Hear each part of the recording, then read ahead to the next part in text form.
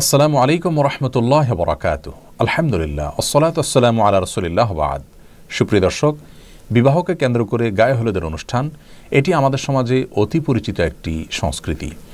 একজন মুসলিমের বিবাহে গায়ে হলুদ নামের কোনো অনুষ্ঠানের অনুষঙ্গ থাকা উচিত নাকি ইসলামের দৃষ্টিকোণ থেকে এটি নাজায়েজ, সে বিষয়টি আজ আমরা ব্যাখ্যা করার চেষ্টা করব ইনশাআল্লাহ বিইذনিল্লাহ। বরকনের গায়ে বিবাহের সময় কেন হলুদ মাখা হয়, এই গায়ে হলুদ অনুষ্ঠানের গোড়ার ইতিহাসই বা কী, সে বিষয়টি আমরা জানার চেষ্টা করেছি। যেটুকু জানতে পেরেছি তা হলো কলকাতার দৈনিক আনন্দবাজার 16 জানুয়ারি 2019 বিষয়ে একটি প্রতিবেদন প্রকাশ করেছে, যার শিরোনাম হলো বিয়ের রীতিতে গায়ে হলুদের চল কেন এলো জানেন। এই প্রতিবেদনে লেখা হয়েছে, হিন্দু বিয়ের রীতি অনুযায়ী বিয়ের দিন সকালে হলুদ মেখে স্নান করেন বরকনে। পুরাণেও হিন্দু বিয়ের রীতিতে হলুদের চল ছিল। এই প্রতিবেদনে আরও লেখা হয়েছে, পুরাণ ও শাস্ত্রবিদ পূর্বা সেন গুপ্তা তিনি বলেছেন, এটা বৈদিক আচরণ নয়। বেশ কিছু উপকারী দিকের কথা ভেবেই হলুদকে প্রাচীনকাল থেকেই বিবাহের অন্যতম উপকরণ হিসাবে মেনে চলেছি আমরা। অর্থাৎ হিন্দু ধর্মে বা হিন্দু সমাজে এটিকে অনেক উপকারী দিক মাথায় রেখে দীর্ঘদিন থেকে পালন করে আসছে মানুষ। এ বিষয়ে বাংলাপিডিয়া বলছে, বৈদিক যুগ থেকে ভারতীয় হিন্দু সমাজে গাত্রহরিদ্রা বা অধিবাস বিয়ের অনুষ্ঠানে অবশ্য পালনীয় শাস্ত্রাচার ও লোকাচার হিসাবে পালিত হয়ে এসেছে। বরকনের দাম্পত্য জীবনকে যে কোনো ধরনের অকল্যাণ ও অপশক্তির অনিষ্ট থেকে মুক্ত রাখার কামনা থেকেই এসব লোকাচার পালন করা হয়। এটি মূলত একটি মাঙ্গলিক অনুষ্ঠান। প্রিয় দর্শক, বিয়ের সময় গায়ে হলুদ বিষয়ে এই দুটি সূত্র থেকে যে তথ্য আমরা পেয়েছি সেটি একেবারেই পরিষ্কার, আর তা হলো যে এটি মূলত হিন্দুদের একটি সংস্কৃতি যা তাদের থেকে চলে এসেছে এবং এর পেছনে একটি বিশ্বাসগত দিক রয়েছে, তা হলো যে এর মাধ্যমে বরকনে নানা অমঙ্গল থেকে বেঁচে থাকতে পারে। হিন্দু ধর্মমতে বিভিন্ন প্রকার অপশক্তি আছে, সে সমস্ত অপশক্তির প্রভাবে মানুষ ক্ষতিগ্রস্ত হয়, সেগুলো থেকে বাঁচার জন্য তারা অনেক কাজ করে থাকেন, এটি তাদের ধর্মীয় বিশ্বাস।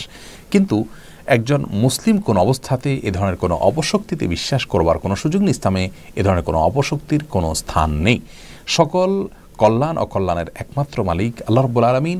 আল্লাহর কাছে আশ্রয় চাওয়া ছাড়া এ জাতীয় কোনো বস্তু বা কোনো সংস্কৃতি, কোনো কালচার, এগুলোর মাধ্যমে একজন মুসলিম কোনো অবস্থাতেই কোনো তথাকথিত অপশক্তি থেকে বাঁচার চেষ্টা করার কোনো সুযোগ ইসলামে নেই। আমরা অনেকেই জানি যে এই গায়ে হলুদ অনুষ্ঠানে শুধু হলুদ নয়, বরং দূর্বা, তিল, সরিষা, আরও অনেক বস্তু ব্যবহার করা হয়ে থাকে এবং এর সবগুলোর কারণ হলো ওই যে এটাকে বলা হয়েছে মাঙ্গলিক অনুষ্ঠান, বিভিন্ন ধরনের অকল্যাণ থেকে বেঁচে থাকা এবং দাম্পত্য জীবনে সুখ শান্তি যেন হয় সেই জন্য এগুলো করা হয়ে থাকে।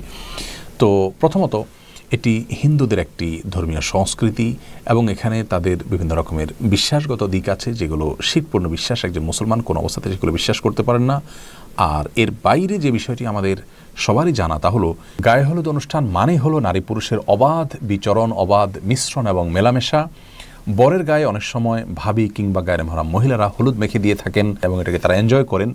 কনের হলুদ অনুষ্ঠানে দেখা যায় গায়ে মহারাম ছেলেরা, পুরুষরা সেখানে থাকেন এবং তারা একে অন্যকে মাখামাখি করে থাকেন, গোটা শরীরে হলুদ মাখামাখি হয়ে থাকে।